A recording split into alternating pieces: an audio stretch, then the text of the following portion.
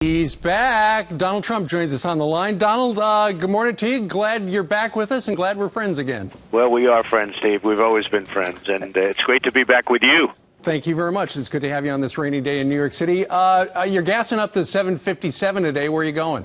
Going to Michigan today. We have a tremendous crowd tonight, fantastic crowd, and great people, and I love Michigan, and we're doing very well up there. We're doing sort of well everywhere. It's been amazing, but I'll be in Michigan tonight, and we're going to have a little fun. I'm making a speech. Okay.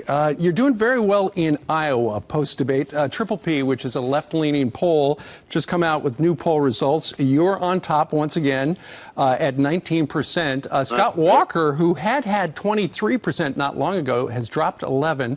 He's followed by Ben Carson, Jeb Bush, Carly Fiorina, and Ted Cruz. What is going on with you in Iowa? Well, Scott was going to be sort of the leader in Iowa, and the common wisdom was that Scott would win Iowa because he's from the adjoining state, and, his numbers are not good in the adjoining state. He's got a $2.2 billion deficit. They predicted that he'd have a big surplus of about $1 million, and it's $2.2 billion in losses and deficit, and their unemployment numbers are bad, and the state's, I think, mired in the 38th place, 38 out of in the country in terms of productivity and lots of other things, and doing poorly in job numbers. So his numbers are not good, and of course there's tremendous dissension. I mean, they have been fighting. I like Scott Walker. I've supported Scott Walker. In fact, I financially supported Scott Walker. He came up to my office. He gave me a beautiful plaque recently, obviously before this whole thing. But his numbers have been very bad in Wisconsin, and they've got a lot of problems. I'm sure you're going to be talking about that out on the trail. Over the last couple of months, people have worried in the Republican Party, well, if he doesn't get the nomination on this side, he might jump and become an independent. A senior advisor told ABC that if you didn't win the nomination on the Republican side, you would seriously consider promising not to run as an independent. That was a story out there yesterday. I know you were here last week saying the reason you held up your hand at the debate was because you needed that leverage. So is there a possibility you would pledge not to run as a third party eventually? Well, first of all, Steve, it's amazing how many so-called senior advisors I have, okay? I think you know me well enough.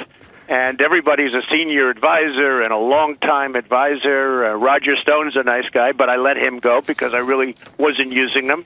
And he liked to get a lot of publicity for himself, which I didn't want. I want to get publicity on making America great again. That's the only publicity I want, making America great again.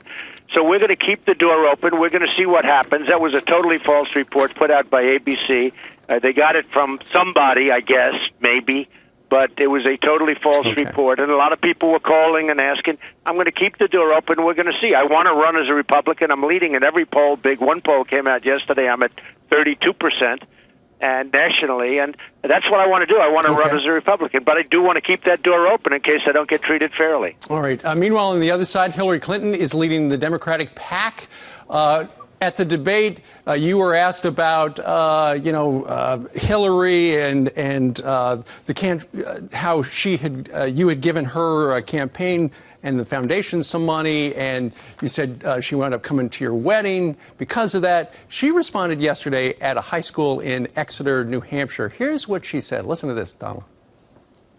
I didn't know him that well. I mean, I knew him. I knew him, and I happened to be planning to be in Florida, and I thought it'd be fun to go to his wedding because it's always entertaining. Now that he's running for president, it's a little more troubling. So she's saying she went because it was the yucks, not the bucks. Yeah, it sounds like she feels she made a mistake.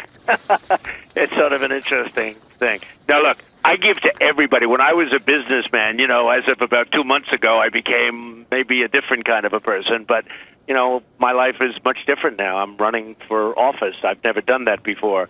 But, for my whole life, I've been a business person. I would give to everybody, Steve, everybody. And frankly, people treated me very nicely. They always returned my calls, et cetera, et cetera. And that's not really a good thing for this